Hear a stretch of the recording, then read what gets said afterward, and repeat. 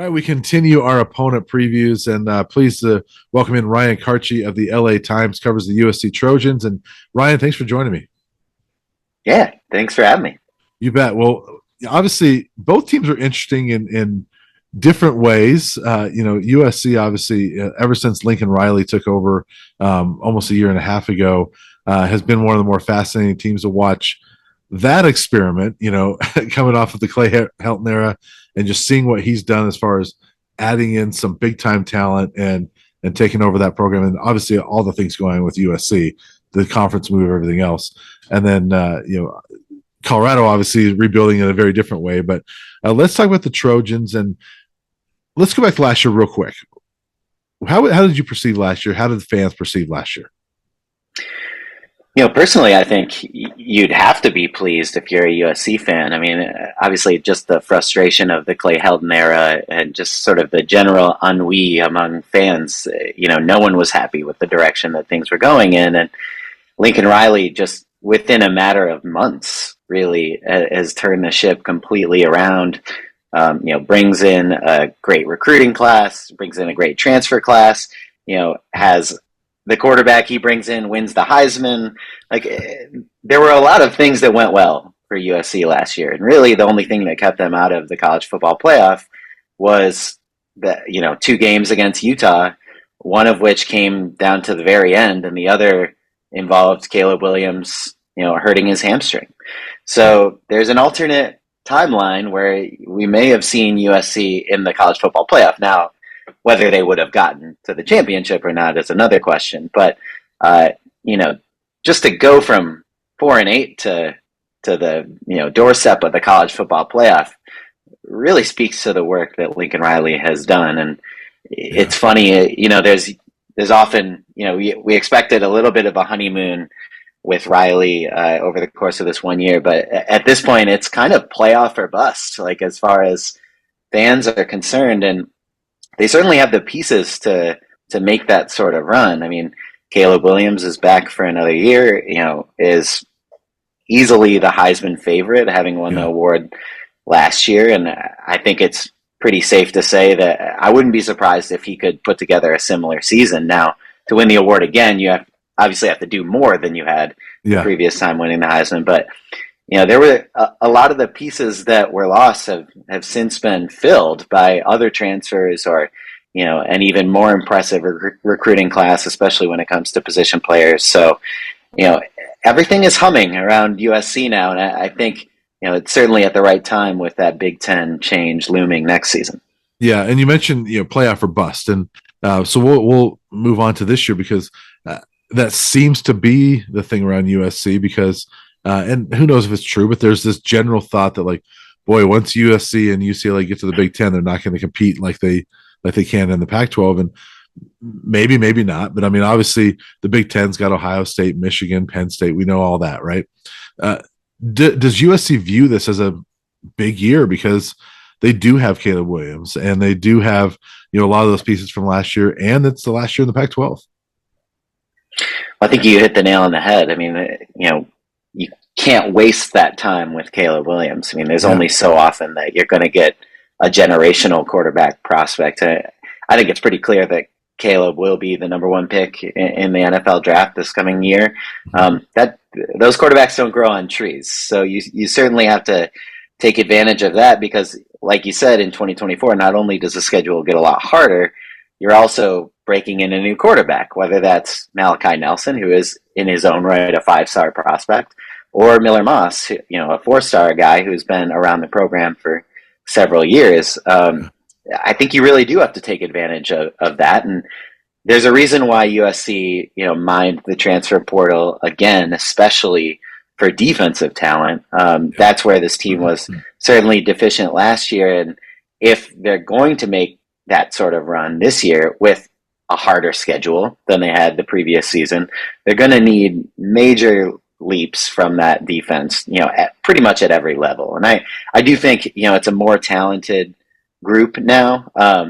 But there are still a lot of questions about Alex Grinch and the direction he's taken this defense. And I think, in the sense that, they're expecting, a run from the offense and this team to compete for the playoff, the defense is really where all the questions lie. And I think Alex Grinch is kind of, you know, under the spotlight this season too. And I don't know that if that were to again be a problem that he would continue on as coordinator. So lots of questions as it pertains to that timing, but certainly that is kind of looming over the entire program, and fans are certainly whispering about it coming into the season. Yeah, and obviously the lasting impressions of USC was their defense getting torched by Utah and Tulane in back-to-back games. And, you know, I think a lot of people were surprised that the Grinch did continue on this year, but the schedule seems to set up to where they've got some cushion to, you know, not going to say it's easy, but it looks easier for a team like USC the first, you know, month of the schedule to kind of ease in and kind of get that defense going, right? Does it seem like that sets up well for this group? Definitely. I think it's reasonable to think they could be undefeated heading into Notre Dame, which will obviously be a major game, especially in terms of their playoff hopes. But when you think about just the amount of changeover that, especially on both lines, I think that's, you know, the offensive line. While that wasn't a weakness of the team last year, I do think, you know, you add 3 new potential starters to that group from the transfer portal, and you know that group is just going to need some time to gel together. The run game has been fortified with some guys. There's, you know, some new young talent, especially guys like a Zachariah Branch or a Deuce Robinson, freshmen who I know they're expecting to compete right away. To give those guys a little bit of that cushion, I think you could, you know, you might see a bit slower of a start that then sort of picks up at midseason. So in that way, the schedule really does work out, and that Notre Dame game could really decide, you know, whether this team, you know, takes off on a rocket ship after that, or, you know, scuttles a little bit in the middle. Yeah. Who are some of those guys on defense that have to step up? Well, I think especially in the pass rush, I know, you know, you lose a Tuli Tuipulotu, who pretty much did everything for this team. Honestly, is a defensive lineman who at times played middle linebacker. So, you know, things were thin when that was the case. But I don't think anyone is expected to take over that spot completely. But the idea that, you know, someone like a Jameel Muhammad, who's a transfer from Georgia State, he kind of had rave reviews coming out of spring, and certainly seems like the type of guy who could step into an edge rusher role and really kind of take hold as one of the top rushers on this team. There's, you know, Anthony Lucas comes from Texas A&M. He was a 5-star prospect on the defensive line, plays a little edge too, and you know, he's just a massive human being. He didn't get a chance to play that much last year in College Station, but I think we'll see him from the jump as a key member of this defensive line.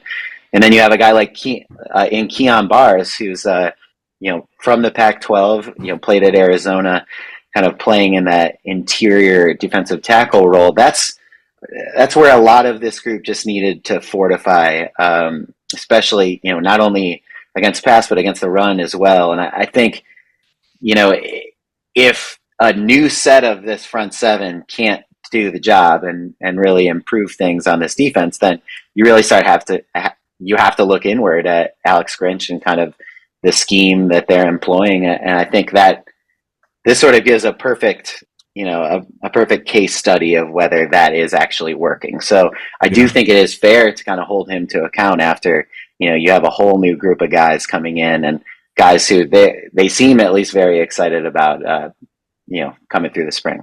Yeah, of course, you also have Bear Alexander, one of the top transfers coming in from Georgia. True. So, you know, a lot of reinforcements on that defensive side. Also on offense, you know, obviously Caleb's back. You know, several of the receivers are back, but you know, you lose Jordan Addison, then replace him with Dorian Singer, you know, who was a 1,000-yard receiver at Arizona. You got Brennan Rice coming back, who Buff fans know, you know, and a lot of other guys coming back. So the weapons are there, aren't they? I mean, you know, Caleb's not going to have any problem finding people to throw the ball to. Yeah, I don't think that's going to be an issue at all. I know with Singer, you know, it's funny, last year he completely torched USC's defense in the game they played in Tucson. So USC just decided to recruit him for themselves. So he certainly steps into that that number one spot, at least tentatively at the start of the season. And you didn't mention him, but Mario Williams too had his moments last year.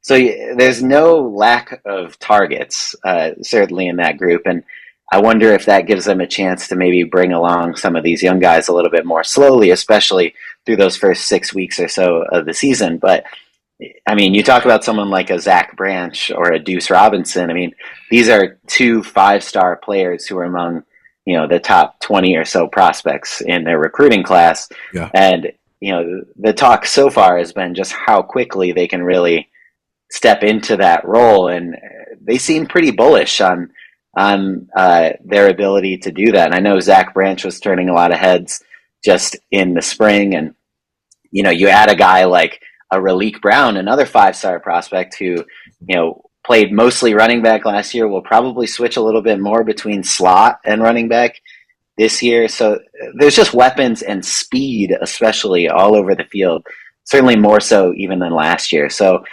I just think it's going to be hard for defenses to not only sort of keep Caleb Williams honest with his legs, but also just generally match the speed around this defense. And you trust a guy like Lincoln Riley to certainly scheme those guys open. Yeah, we saw Brendan Rice, again, a Colorado transfer. Slow start last year, but then kind of became a bigger factor late in the year. Had a great bowl game. Do you expect him to have a bigger role and be, a bigger key of the offense this year? He's an interesting case because, he really has the physical profile of, a standout possession receiver. And, when you have so many fast, smaller guys, which is generally the body type and skill set of a lot of these USC receivers, having that sort of different type will certainly help. And I think, he'll play a major role in that regard. He has been somewhat inconsistent over the course of last year and even in practices. I know there were times when it seemed like he was going to be the number one receiver on the team, especially when Jordan Addison, was dealing with an injury last year. And, he flashed all of that in that Tulane game. And I think it's certainly possible that he makes a major step forward and steps into one of those top 3 roles. And again, it just sort of depends on the rest of that group. The depth is as such that I'm not sure you have to lean on any 3 guys or any 2 guys. I think we're going to see a lot of rotating, certainly more so like in the traditional air raid mold, than that you have 8 receivers who can definitely contribute at any given time. Yeah. Well, one last thing for you as we get out of here. What would be a successful season? I mean, does this team have to get to the college football playoff for this to be a success? I think so. I think at this point, you sort of brought to the attention the Caleb Williams situation. I think that ultimately is what looms over this entire season. You just can't waste a generational talent like that. I know, the way things ended last year was particularly disappointing for this team, given just, how good it had looked most of the season. You're right on the doorstep of the playoff and aren't able to get there. Now, I think it's a harder task this year. Certainly the schedule is a little bit tougher. Just the quarterback play in the Pac-12 in general is going to be a lot better. So, I think you have a little bit more firepower to match what USC has been good at throughout the conference. So, and it's not like there weren't breaks last year for this team to be on the doorstep of the playoff. I mean, they came very close to losing in Corvallis, certainly. And, I'm sure you could say the same thing about the way, they almost won in Utah. But you're always going to need those breaks to go one way. And certainly, keeping a clean bill of health, especially with those offensive players, is critical.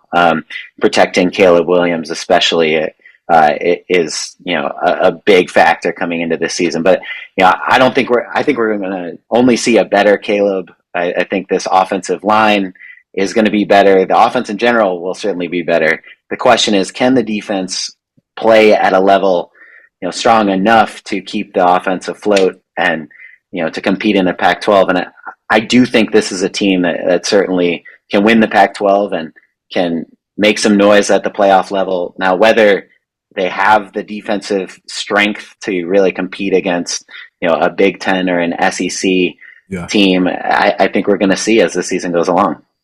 Awesome. Well, it'll be interesting to watch. They'll be one of the more fascinating teams throughout the season, especially like you said, if they're 6-0 going into Notre Dame.